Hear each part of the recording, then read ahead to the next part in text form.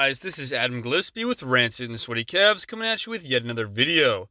And wouldn't you know it, the Marvels has seemed to flop yet again. Another Marvel movie, another Disney movie that focuses more on pushing a political message than actually telling a story. And it flops. And it's still flopping. It's still floundering. Now, I do want to apologize before I go any further in this video for not uploading anything for a while. My best excuse is that I've been looking at different printers, different options for the comic book that I'm working on, seeing how I can get the resolution to come out just right on a printer, what paper I should be using, all this other stuff. Not necessarily because I'm that far along in the process, but because when I get to that point in the process, I want to be well prepared. And I don't want to have to ask any questions when I get there. I'm getting closer every day, and hopefully I'll be able to get this done within a few months if I'm lucky. Now, how long it's going to take for me to get this put out there and actually start making money off of it, start putting it out there for you guys to read, that's a whole other story. Nevertheless, that's why I've been a little bit preoccupied not uploading as many videos. I know it's not a great excuse because I could do that. I could upload videos of me researching that information. Nevertheless, let's go ahead and get into this video right now, talking about the Marvels, talking about what's going on with this movie. Now, for those of you who don't know, there are two sets of costs that a movie typically has to take into account. You have the production budget and you have the marketing budget. Now, the production budget, I believe, for the Marvels was estimated to be around $300 million, which is kind of average nowadays for most superhero movies. It's really bloated in terms of how much it costs to make one of these movies. And that's not including the actual marketing costs that go along with the production cost. The marketing cost of a movie can be anywhere between 1.5 and 2 times the initial production cost when you put the two together. So you either have a $450 million to a $600 million production budget for this movie to go from beginning of filming, from even pre-production, all the way until it's released in theaters. That's including marketing, that's including TV shows, toys, and all this other stuff that's going into the actual marketing of a film. Spots that are put in trailers for restaurants and fast food joints and stuff like that. All these different aspects. Theaters that actually get income from these guys as well. And all of that is marketing costs. Billboards. Think of stuff like that. Think of things that you see that are supposed to attract your eye. That's the marketing cost. The production cost is just what it takes to make the movie, to film the actual movie that's going to be put on screen in the future. Now, if we take a look at the worldwide box office, which is sitting at $161,324,806, that's a fairly daunting task that the Marvels has to cross. For those of you who don't know, budget ticket prices get split 50-50 here domestically in the United States.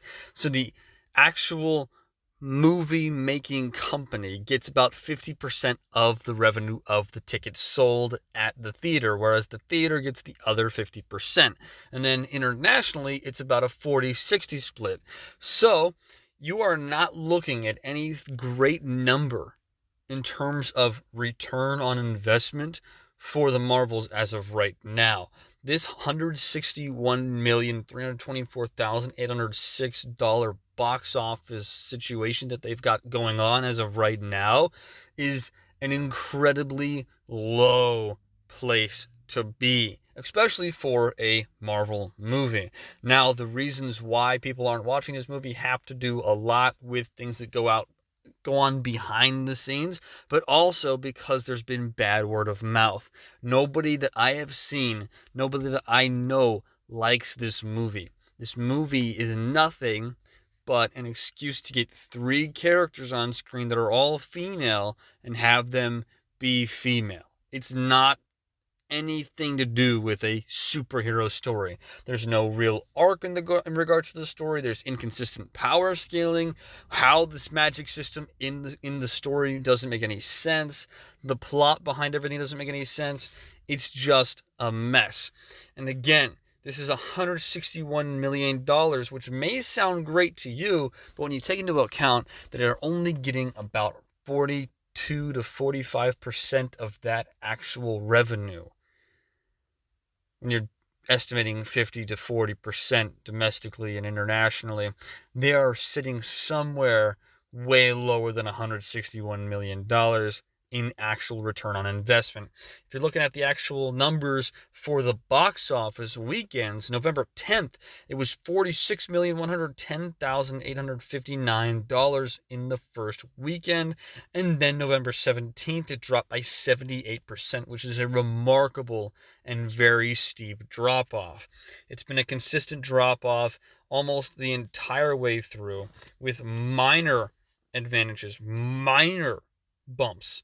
And the only reason why we have a 124% bump from November 10th and November 9th until November 17th is because of the fact that that's a weekend day. If you're looking at the actual weekdays, apart from November 14th, which is a Wednesday, every weekday was a negative in terms of earnings. It goes from 21 million on Friday, Saturday more than likely. Maybe it's Friday, and down to 15 million on Saturday, then down to 9 million on Sunday, then down to 2 million on Monday. I believe I have that right. I could have that a little bit off, but you see the consistent drop off. And even between November 9th and 10th, down to November 17th, you have an 87% drop off in terms of earnings. Look at $1,251,387 on November 16th, and then look at the $2,800,000 even that it got on November 17th. It may be a 124% bump, but it's only a 124% bump from $1 million to $2 million. Almost 3. So it's not as impressive a bump as you think it is. It went from $311 per theater to $695 per theater.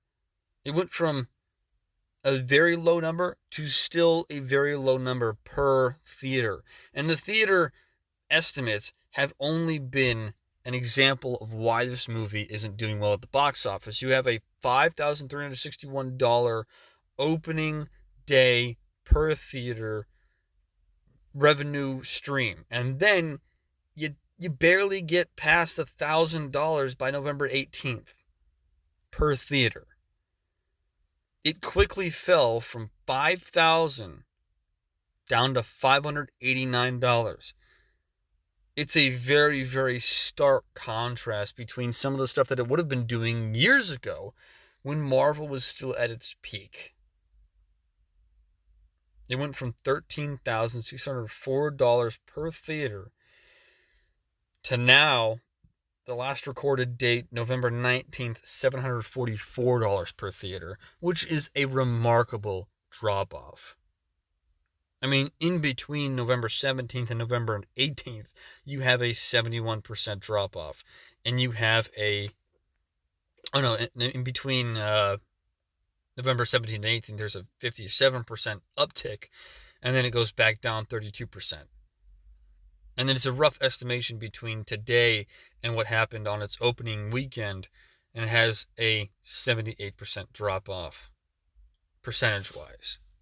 This is a remarkable, remarkable fail that has only proven that the modern day way of Marvel doing things has only resulted in them having worse results. And the people who are doing well are the people who are serving the fans the way that the fans deserve to be served, such as Eric July and the Rippaverse. When you take a look at the first 2 campaigns of Isom, its proof is in the pudding. It was a campaign that was supposed to get to only $150,000 to $250,000, but was blown out of the water with making $3.6 million in its first campaign and almost $3 million on its second campaign. And already in the Alpha Core, within the first 2 weeks, it's made $1 million, like past $1 million, and it still has 2 months to go until the end of the campaign. Will it soar to 3 million? Will it soar to 5 million? Who knows? But the proof is in the pudding. If you give the fans what they want, the fans will pay for it. The fans will give you the money for the things that they want. And the fans don't want what Marvel is putting out. The fans don't want what Disney is putting out. All the fans want is a good story, and Disney and Marvel and DC and pretty much every other mainstream media corporation out there is reluctant and just negligent and rejecting the fans. It's a system that is going to collapse, and it's in the process of collapsing. And it has been glorious to watch thus far, and I can't wait to see how much further they will fall before they decide to start doing what they should have done in the first place, and then it would still probably be too late. That being said, that's going to do it for this video. I hope you guys enjoyed it. If you did, make sure to leave a like, comment down below your thoughts, share this video out there with your friends, subscribe, and hit that bell notification icon so you don't miss a video that I upload, and check me out on my different socials as well. I have a Twitter, I have a Patreon, and I have a Rumble that you guys can check me out on. I also have an Instagram. Just kind of look up Sweaty Calves in several areas on the internet. You'll probably find me. If you don't, that's fine. I just appreciate you guys watching the videos, but please be sure to watch me on Rumble. I'm trying to get off of YouTube because I'm not a big fan of their algorithm, but nevertheless, I appreciate every single person out there who has decided to watch and support these videos. I hope you have a great day and a great rest of the week.